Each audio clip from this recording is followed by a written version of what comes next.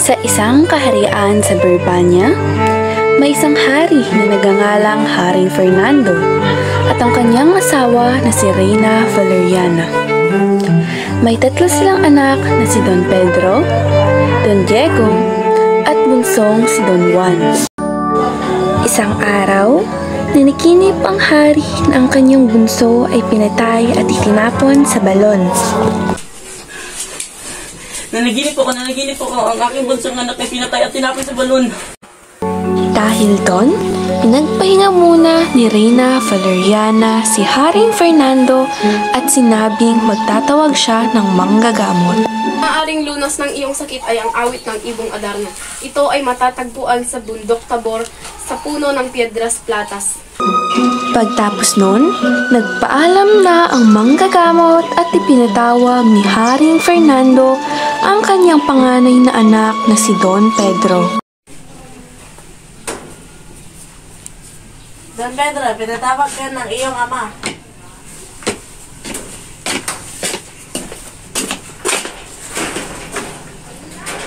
Don Pedro, aking anak, maaari mo bang hanapin ang ibong Adarna sa bundok Tabor para sa akin? Maasahan mo yan, aking ama.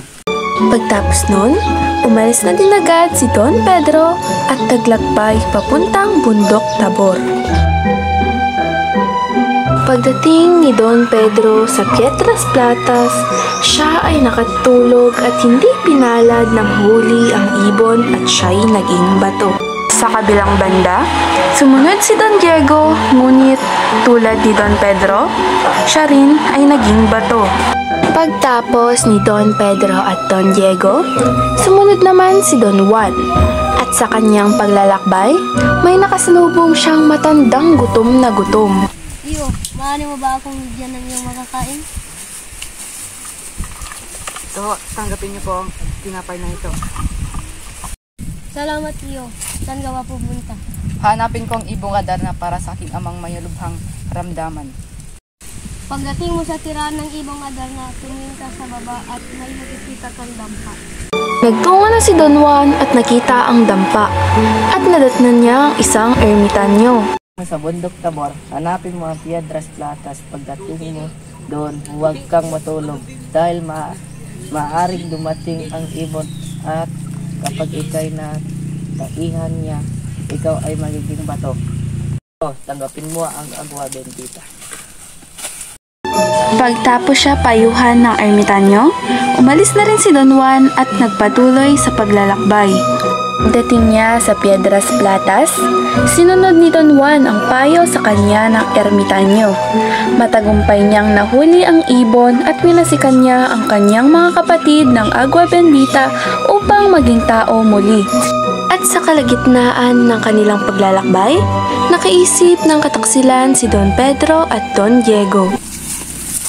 Upang ito'y mapaya sa karian. Hindi pwede. Hindi natin pwedeng patayin ang ating bunsong kapatid. Ibugin na lang natin siya at iwan dito sa bundok.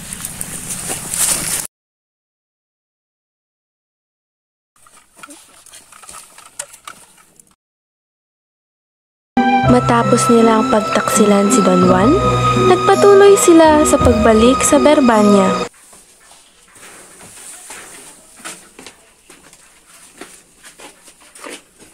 Ito na po ang Adarna na iyong ipinahanap.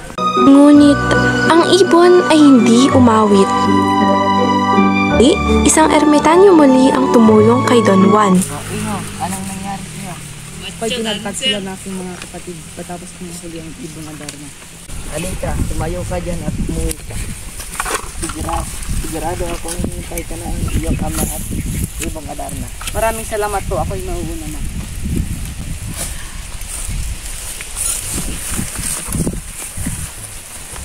Nang makauwi si Don Juan, saka lamang umawit ang ibon. Ang iyong bunsong anak, nagtiis ng madlang hirap, kamatayan ay hinamak, sa utos mo ay tumupad. Taksil, hatulang kayo ng pagtapon at babawiin ko kayo ng karapatan.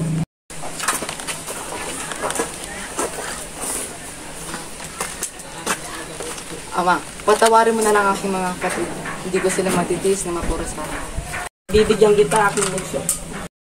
At inatasan ng tatlo na bantayan ng ibong Adarna, ngunit si Don Pedro at Don Diego may naisip na naman na kataksilan kay Don Juan. Naisip ulit akong kataksilan kay Juan, ating pakawalan ng ibong Adarna.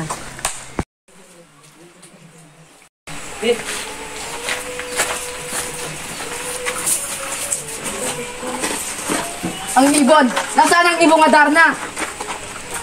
Hinanap ni Don Juan ang ibon, ngunit hindi siya pinansin ng kanyang mga kapatid. Kaya umalis na lang si Don Juan upang hindi maparusahan ang kanyang mga kapatid. Nasaan si Don Juan? Hanapin niyo siya! Ama, Masusunod, Ama.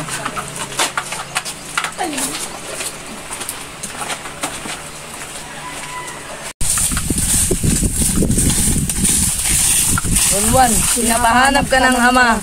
Nan nila sa bundok Armenia si Don Juan. At sa kanilang paglalakbay, nakakita sila ng balon. Sinubukan nila itong pasukin, ngunit si Don Juan lang ang nagtagumpay dahil sa kanyang tibay ng loob at pananalig sa Diyos. At nang nakababa si Don Juan, nakita niya si Doña Juana na binabantayan ng higante. Prinsesa, ikaw ay aking nililigtas. Binabantayan ako ng isang gante dito. Wala pa siyang natatalo dito.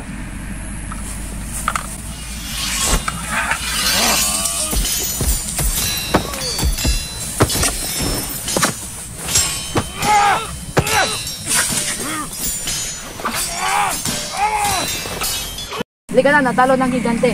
Ang kapatid ko si Nora. Binabantayan siya ng serpiente. Huwag ka mag-alala, nililigtas ko kayo. Eleonora, ikaw ay aking nililigtas. Paparating ng serpiente, naririnig ko na ang kanyang mga yapak.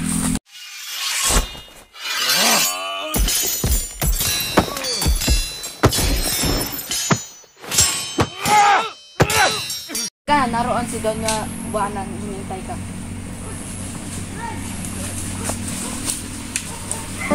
Ang dalawang prinsesa ay nabihag ang puso ni Don Juan. At nang pabalik sa Birmania, naalala ni Doña Leonora ang singsing na binigay sa kanya ng kanyang ina. Ang aking singsing na binigay ng aking ina ay naiwan. Ako ay babalik sa ibaba para kunin ang singsing. Tulin natin ang lady. Putulin mo na, Don Pedro.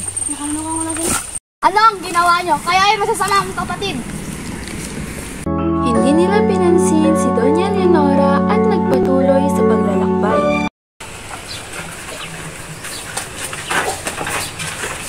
Aba, wala sa bundok Armenia si Don Juan at nakaligtas kami ng dalawang Donya.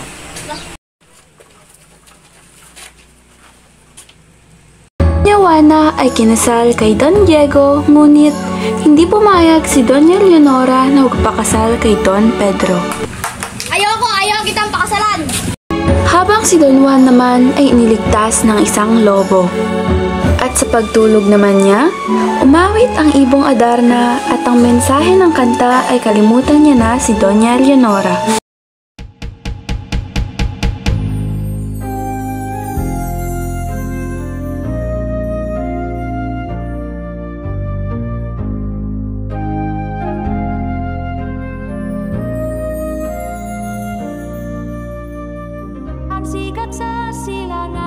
At nagtungo si Don Juan sa kaharian ng Reino de los Cristales. Bibigyan muna kita ng mga hamon bago mo ko sa iyo. Tumakas na tayo. May masamang plano ang aking ama para sa'yo.